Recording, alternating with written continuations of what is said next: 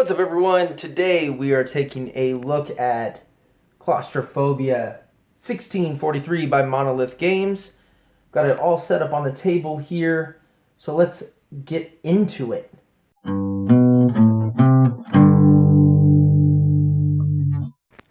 So instead of setting up the camera in a fixed position, this game is just too big to be able to do that. So you're going to hear my crinkling, crackling chair while I try to make the best review that I ever could of this very awesome game. So first off, you're going to start by putting out whatever starting tile that the game tells you to, and you put your whoever is on the side of the church will be out here. Whoever is playing the demons will set up on this side. So we're going to start with that. So here I'm basically set up for the first scenario. We have the hunter, who I already have painted up. Check in the top right corner and in the description below for the painting video of how I painted him up. But you're going to take his card and put it out. You also are going to take your big troglodyte board that will be on every single game, no matter which one you're playing. This is basically the demon player's board. Then you'll have your two hellhounds who also have their own cards. And then I also put out the tough troglodytes. They come in some of the little cards that you get within the game, so you'll want to have that ready to go. Then you set out all your troglodytes. Normally you'll take all 11 regular troglodytes. If you want to see how I painted them up, go ahead and check in the description as well. And the tough troglodyte here. And you're all set and ready to go. You'll also take however many of these crystals that you need. This is your, think of it as your money of how you buy the demons that you're going to be putting out. First thing that you'll do is you'll roll your dice. Whichever die comes up, they will correspond to either a 1, 2, or 3. Here we can see a 2, a 3, and a 2, and either red or white, which I have some of each here. Then on your board, here you can see this means any die will equal 3 points of these. And the big one here is 3 points, and the small ones here are 1 point. So you can see them next to each other. So this is worth 3, this is worth 1.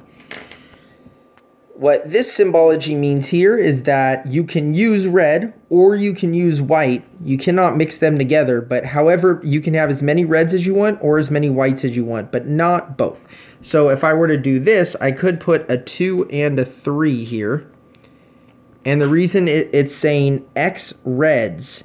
Now there's a different way to read the numbers. This does not care about the number. Whether you use 2 or 3 does not matter. It's the fact that there are 2 die. So that there's 2 dice here.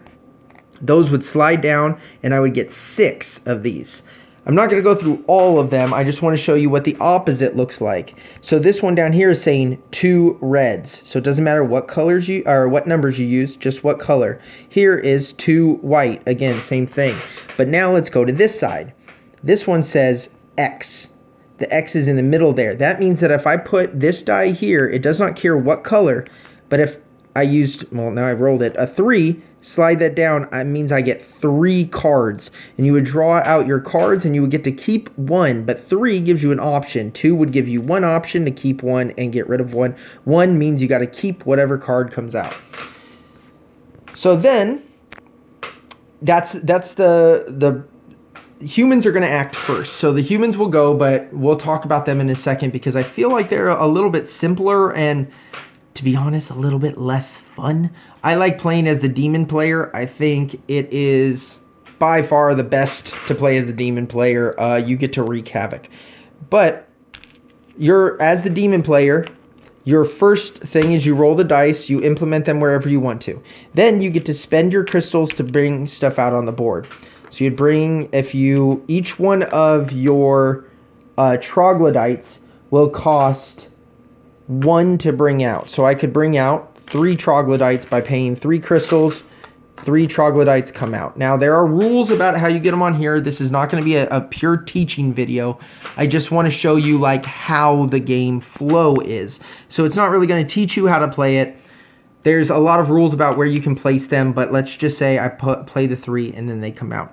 Then the final one is to act, and troglodytes get to move 1, they get to hit for 1, and they hit eaches. So this one would come and I say, you know what, I'm going to have him hit him. He rolls 1 die.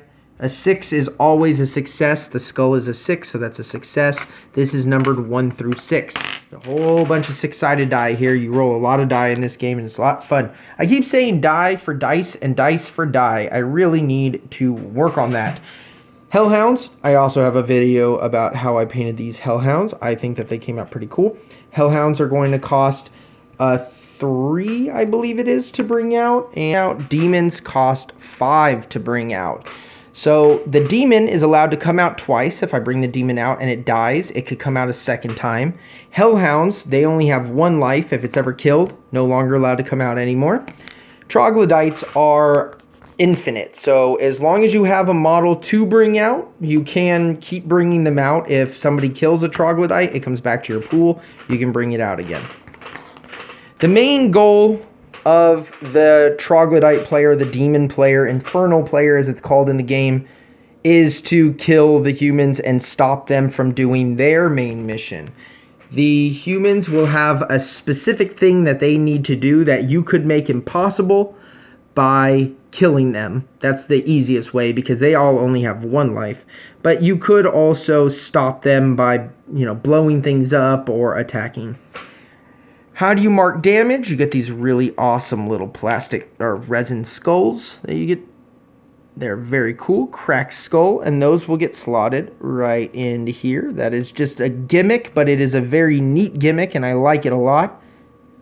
Well, now let's go to the other side of the table, and I'll show you how the humans play. Humans have human boards that say what type of character they are. They don't really have a name. They're just condemned scout, condemned brute, so on and so forth. And I've got the Redeemer out here and the Condemned Scout. Normally you'll play with 4 or 5, and now you can split those between other players, but it is really recommended to just play with 2 players, 1 person on each side of the table. It makes it a lot easier. But what you're going to do is roll 1 of these white die for each character that you have, and then these die are going to get slotted in based on what number you rolled. So this is a 6-sided die with 6 numbers, and there are 6 slots going down here, so 5 would fit into 5. Now there's other cards that you can get, and how you draw those cards is right there. That symbol means you get to draw a card, and those cards can help influence the die that you use. So the card might say that you can flip this to a 6. It might also give you some sort of ability, like you can move an extra space or something like that. But 5 says that this character now can move 2, attack 1, defense 3. If you need to move, this might be a good one to pick. 4 and 5 both allow you to move extra. If you're going to attack, you might hope to slot a 1 in there so that you can attack for 3. Now what ends up happening over time is as you get beat up, these will come in. So if you roll a 5 and you have a skull there, if you put this here, that's actually a damaged line, and that means you won't be able to do anything with this character. Now the character will still have a defense of 3, but it won't be able to attack or move. Now why would you slot a 5 in here? Well, what if you rolled 4 5s and you have no cards? Well, that might be a reason you might do this. What if this character had all but 1 slot, only 4 was open, but everything else was all damaged? Well, then you had no other choice but to put it on 5 because you couldn't put it on the 4. There is sometimes times that you have to do that, and that's why it's very important to try to heal yourself if possible. It's also very important to try and keep your guys from taking too much damage. But the main point of them is that they are going to have some sort of goal that they have, and all they're going to do is, so my Condemned Scout here has 2 movement. Here's my Condemned Scout. They're going to move 1, and as soon as they do that, it then triggers over to the other player. They are going to draw from the top stack of these, and they get to put it out in any direction I should say in any facing that they choose. It can go however you want it to go, but it must be a legal move. This is the Infernal player, gets to put this out, and then you have to move into it. Once you move into it, you then have potential for many different things to happen. And like in this case here, we have that it has this symbol, and we can see it's a very not good room. with a bunch of spiky arm bits that are going to chomp on you and do terrible things to you. That's the risk you have. Sometimes you move in and it's a treasure chest and you get an extra card or a weapon. Sometimes you move in and it's a portal that will teleport you across the board. Or sometimes it's a trap that will eventually hurt demon players. So there's a lot of different things that can go on with this. But overall, it's a risk-reward thing. You have to move. No matter what, you can't stay here and just wait the game out, because that's not how it works. You have to move, and sometimes that move can be bad. Now let's talk about the components. First off, these models are incredible. They are some of the best models that I own, and probably some of the best there are in 35mm. They have exquisite detail. They're very easy to paint. They love paint on them. They soak it up. I'll show you this guy up close. You can see that it's just easy to get to all of them. Now, because they're game pieces and not professional, I didn't spend too much time filling in gaps or anything like that. But you can watch my video. It's very easy to paint these. The mold lines are few and far between. They're really easy to remove from their bases. You can see they're glued on the bottom, which makes it very easy to get underneath there and paint them up really well. I just really enjoyed so far painting them, and these guys were so easy. I was able to do the whole set of 13 of them in, I would say, an hour. It took me to do all 13. Very, very simple. The dice, nice and chunky. These dice are very, very small, but easy to read and easy to place. I love these boards. Let's look at this real quick. And this is on both sides. They have, it's like a little sandwich board here. So here's your card or your player. It's French on the other side, just in case you speak French. Slots in there. There you go. Now, I'll just tell you, the rest of the models in the box, all excellent. They're all very unique, really cool. Yeah, just overall very excited about the game. Really, really love it. Let's go over some of the things that I didn't like as much. So what are the things that I didn't like as much? Number one, I'm going to tell you, this rulebook is not great. There is a lot of symbology and terminology within this game. That's why I've gone to kind of colloquialisms and said bad player and good player. Even though in the storyline, the good players aren't really good. They're sort of inquisitors that instead of killing, you know, the Islamic population of Spain, instead are killing demons. I mean, cool, but actually, like, we found the hole in the ground and then decided they were an enemy, so we probably should have left them alone in the first place and we wouldn't have been in this problem. But that's kind of the point of this game, and that's why we're sending convicts down there. So these guys are bad guys in the first place. It's a good story. It's a lot of fun. I will tell you, though, reading over this story is going to take you a while. So definitely don't start your game night with reading this story, which is all of this. Maybe just summarize it for everybody, because this is a good 20-minute read, and then you got to go over the instructions, and then you start playing, and by then everyone's going, I don't want to play this game anymore. So the way that this is laid out is it sort of explains all of the stuff as you're going through, which is great. It's really, really great, and I like that they started that way. But what I really like when board games that have a process, basically a do this, then this, then this, is that that's how the rule book is laid out. So it sort of holds your hand and goes, hey, here's step one. These are all the things you need to pay attention to. Here's step two. These are all the things you got to pay attention to. And this is like, here's everything you need to pay attention to. And then once you get over, where is it? Is it here? No, it might be a little further. Yeah, as you get into right here, it starts telling you, here's how those steps go. So I feel like the layout wasn't great. It left a lot of questions, and it made me question all the decisions that I was making. It made the other player question all the decisions they were making, trying to figure out if, are we playing this right? Now, I'll tell you, Yes, we were. Because the thing is that the instruction booklet is easy to understand. It just doesn't build the confidence as you're playing to know that you're playing it right. And I feel like a good rule book just takes all those questions out. It does. This is, turn to the right page, great. This is one of the coolest things that I've seen, and it's basically a who's rightist. And it says, number one is the scenario. The scenario wins every single time. Right below that, a specific tile wins every single time. Below that, the Western Warrior board. If the Western Warrior board says it, you gotta do it. All the way down to the rule book.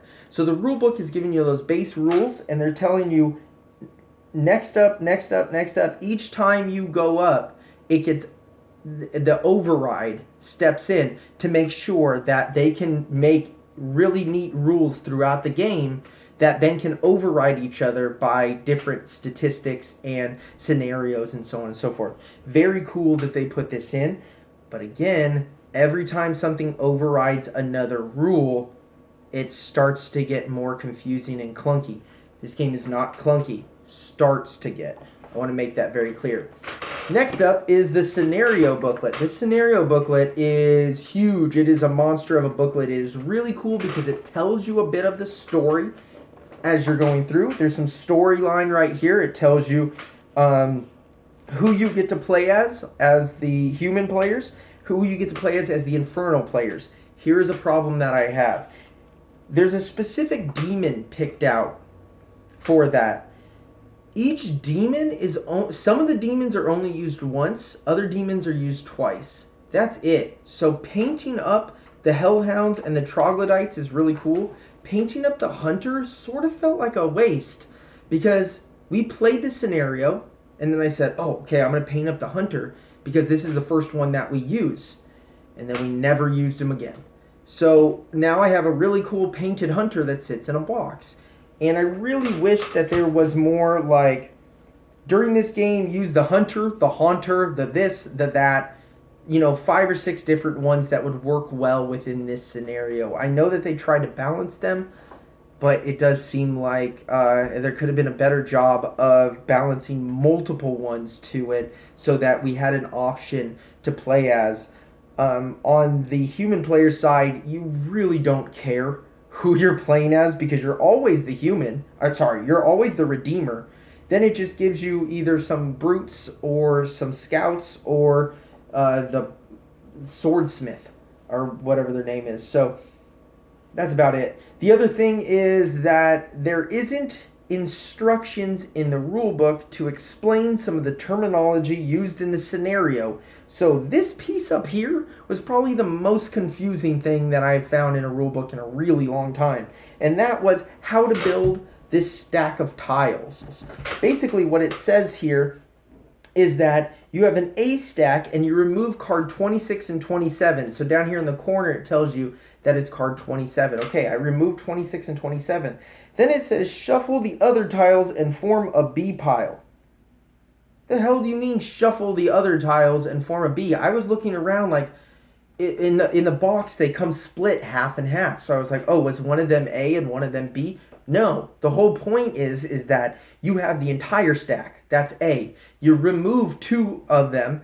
That now stack -2 is B. You shuffle that whole entire stack. And then that's where you get the tiles from.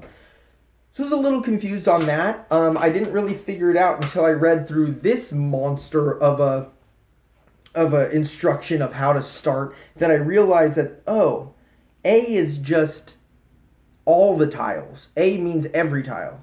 B means A minus whatever it told you to take out. C is a mixture of B and the things taken out from A or whatever, whatever it might be. And that was a bit confusing and a little frustrating to have to try to figure out the first time we played. I will tell you, though, that the victory conditions are very clear and very easy to understand. It also is great because it lets you know what the demon player can do to end the game quickly. Like the victory condition might say 2 players need to get to this tile. Well, the human player now knows, keep my players together so that they can get there.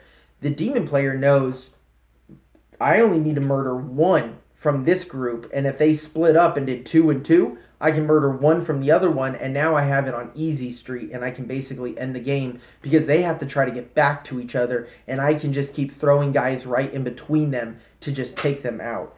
So there's a lot of strategy that comes from just knowing this victory condition piece that the game doesn't afford 100% all the time, but once you know what you need to do, that's where the strategy really comes in. Otherwise, I think everything about this game is great. I heard that there's going to be some expansions coming out, or at least expansion coming out. There was different ones from the original game that really added some other elements, and I'm really excited for that because this is quickly becoming one of my favorite games to play, especially as a 2-player game. I mean, the miniatures are beautiful and so much fun to paint, so if you're a painter, you're going to absolutely love that. I think that the learning curve on this game is really simple. It's once you get through the fact that you have to look everything up of the terminology and the iconography, once you get past that, you're going to have an easy time playing this game. The final thing I'll leave you with is just know that a standard dinner table like mine, which is 3 feet by 5 feet, is not large enough to play this game. You will need a 6x4 table, or you can play it on the floor.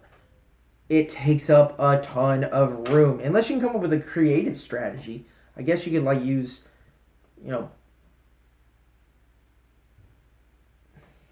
know.